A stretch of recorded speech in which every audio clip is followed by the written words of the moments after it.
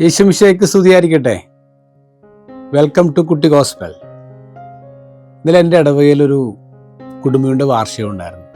അപ്പോൾ അവിടെ ഞങ്ങളൊക്കെ റെസ്പെക്റ്റ് ചെയ്യുന്ന ഒരു സാറുണ്ട്. റിട്ടയർഡ് എച്ച് എം ആണ്, പ്രായമുണ്ട്. അപ്പോൾ സാറിങ്ങനെ മൈക്കിലൂടെ സംസാരിച്ചപ്പോൾ ഒരു സാഹിത്യകാരൻ്റെ കോട്ട് ചെയ്തിട്ട് എന്നോടൊരു ചോദ്യം ചോദിച്ചതാണ്, ക്രൈസ്റ്റ് ജനിച്ചു, ക്രൈസ്റ്റ് നന്നായൊക്കെ ഇവിടെ ജീവിച്ചു, കുറേ അത്ഭുതങ്ങളൊക്കെ ചെയ്തു, കുറേ ആൾക്കാരെ സാന്ത്വനപ്പെടുത്തി, മരിച്ചു. പക്ഷെ ക്രൈസ്റ്റിൻ്റെ റിസറക്ഷൻ അതൊരു കെട്ടുകഥയല്ലേ എന്ന് ചോദിച്ചു. അത് സാറിൻ്റെ സംശയമല്ല, ഒരു സാഹിത്യകാരൻ ചോദിച്ചായിട്ട് സാറ് പറഞ്ഞ ഇവരോട് ഉത്തരം പറയാൻ പറഞ്ഞു. അപ്പം ഞാനിന്ന് ചിന്തിച്ചത്, ഇത്രയും അറിവുള്ളൊരു സാറ്, ഇത്രയും ഫെയ്ത്തുള്ളൊരു സാറ്, ഇത്രയും പ്രായമുള്ളൊരു സാറ് ചോദിച്ചൊരു ചോദ്യമാണ്, ക്രൈസ്റ്റിൻ്റെ റിസറക്ഷൻ ഉണ്ടോ, ക്രൈസ്റ്റിൻ്റെ റിസറക്ഷൻ ഒരു കെട്ടുകഥയല്ലേ എന്നുള്ളത്. ഡൗട്ട്, സംശയങ്ങളുണ്ടാവാം. നമ്മൾ എത്ര വലിയ ആൾക്കാരാണ്, എത്ര അറിവുണ്ട്, എത്ര വിശുദ്ധിയിലാണ് ജീവിക്കുന്നതെന്ന് പറഞ്ഞാൽ സംശയങ്ങളുണ്ടാവും. ഇന്നത്തെ ഗോസ്പൽ അതാണ് നമ്മൾ പറയുന്നത്. ജോൺ ദ ബാപ്റ്റിസ്റ്റ് നമ്മൾ കാണുന്നത്, ഈശോ ജോൺ ദ ബാപ്റ്റിസ്റ്റിനെ കുറിച്ച് പറഞ്ഞത് എന്താണ്? സ്ത്രീകളിൽ ജനിച്ചവരിൽ വെച്ച് ഏറ്റവും വലിയവൻ, ദ ഗ്രേറ്റസ്റ്റ് വൺ, ഈ ഭൂമിയിൽ ഏറ്റവും വലിയവൻ എന്നുള്ള ഒരു പട്ടാണ് ഈശോ യോഹന്നാന് കൊടുക്കുന്നത്. ആ യോഹന്നാനാണ് സംശയം ഉണ്ടാകുന്നത്. എന്താ സംശയം? നീ വരാനിരിക്കുന്ന രക്ഷകൻ തന്നെയാണോ? ഇവർ കസിൻസാണ്, ഇവർ ഒരുമിച്ച് വളർന്നു വന്നവരാണ്, ഒരുമിച്ച് പഠിച്ചവരാണ്. എന്നിട്ടും യോഹന്നാൻ ജയിലിലാകിയപ്പോൾ ആ ഇരുട്ടിലിരുന്നപ്പോൾ ചിന്തിക്കുകയാണ്, ഇവൻ തന്നെയാണ് രക്ഷകൻ. ഡൗട്ട്. യോഹന്നാന് പോലും ഡൗട്ട് ഉണ്ടായെന്നുള്ളതാണ്. മദർ തെരേസ, നമ്മുടെ വിശുദ്ധയായ മദർ തെരേസയ്ക്ക് ഡൗട്ട്സ് ഉണ്ടായിരുന്നു.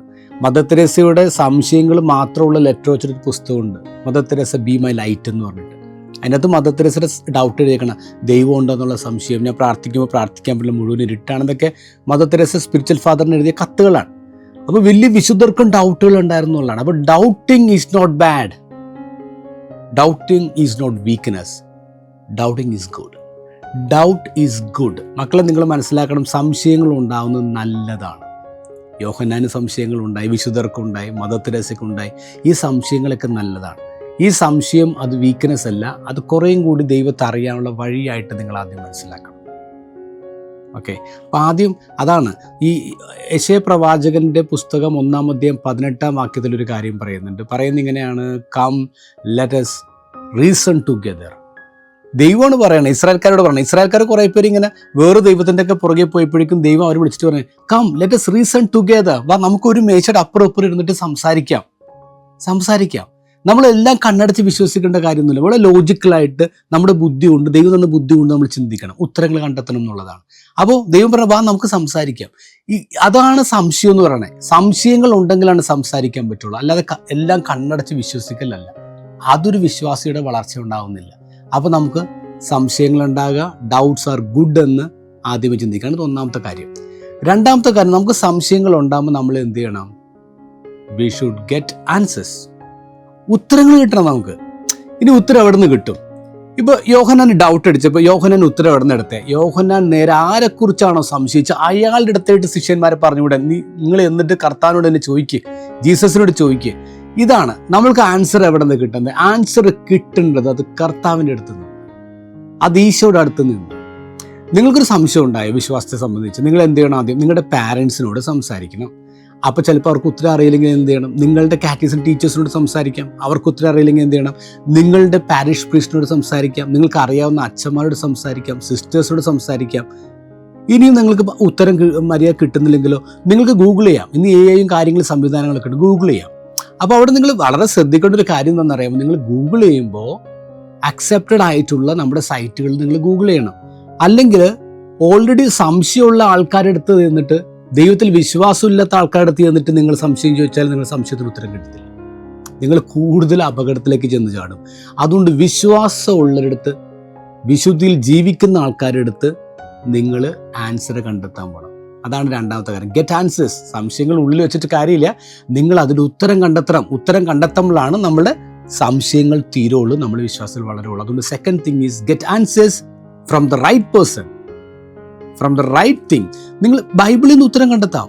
നമ്മൾ ബൈബിളിലാണ് യേശുവിനെ അന്വേഷിക്കേണ്ടത്, പുറത്തല്ല. ബൈബിളിൽ അന്വേഷിക്കുക, നമ്മളുടെ ചർച്ചിൽ അന്വേഷിക്കുക, നമ്മുടെ കമ്മ്യൂണിറ്റിയിൽ അന്വേഷിക്കുക, നമ്മുടെ ഇടവകയിൽ അന്വേഷിക്കുക, നമ്മുടെ വിശ്വസിക്കുന്ന കൂട്ടുകാരുടെ ഇടയിൽ അന്വേഷിക്കുക. അങ്ങനെയാണ് നമ്മൾ ഉത്തരം കണ്ടെത്തേണ്ടത്. മൂന്നാമത്തേത്, ഗെറ്റ് ഹെൽപ്പ്. അല്ലെങ്കിൽ ആസ്ക് ഹെൽപ്പ്. ഈ നമ്മളിങ്ങനെ സഹായം ചോദിക്കണം.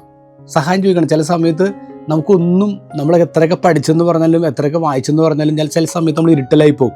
അപ്പോൾ എന്ത് ചെയ്യണം? നമുക്ക് വിശ്വാസമുള്ള ഒരാളത്ത് ചെന്നിട്ട് നമ്മൾ സഹായം ചോദിക്കണം എന്നല്ലാണ്. ഇങ്ങനെ പറയാറുണ്ട്, asking help is not a failure but refusal to give up എന്ന് പറയാം.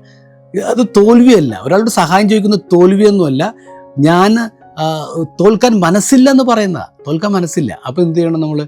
നമ്മൾ ധൈര്യമായിട്ട് നമ്മളിന്ന് സഹായം ചോദിക്കണം. ആരെടുത്ത് ചോദിക്കണം? Those who are struggled. ജീവിതത്തിൽ ഇങ്ങനെ ബുദ്ധിമുട്ടിലൂടെ കടന്നു പോയിട്ടും കർത്താവിൽ ഇങ്ങനെ പൂർണ്ണമായിട്ട് വിശ്വസിക്കുന്ന ചില ആൾക്കാരെ നമുക്ക് അറിയാൻ പാടില്ലേ? നമുക്ക് മോട്ടിവേഷൻ നൽകുന്ന ചില ആൾക്കാരില്ലേ? അവരുടെ അടുത്ത് ചെന്നിട്ട് നിങ്ങൾ ഹെൽപ്പ് ചെയ്യണം. എനിക്ക് ഇങ്ങനൊരു പ്രോബ്ലം ഉണ്ട്, ഇങ്ങനെയാണ് ഞാൻ ചിന്തിക്കുന്നത്, എന്ത് ചെയ്യണം?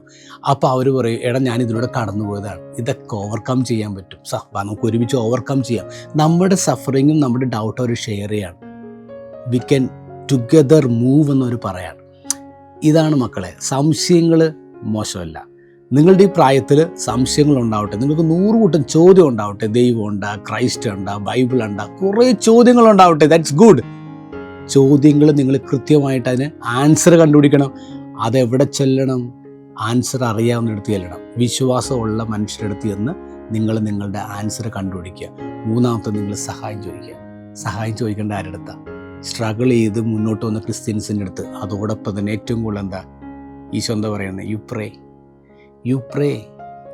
ഈ നമ്മളുടെ അൺബിലീഫ് മാറാൻ വേണ്ടി നമ്മൾ ദൈവത്തോട് തന്നെ, ഈശോയോട് തന്നെ പ്രാർത്ഥിക്കണം.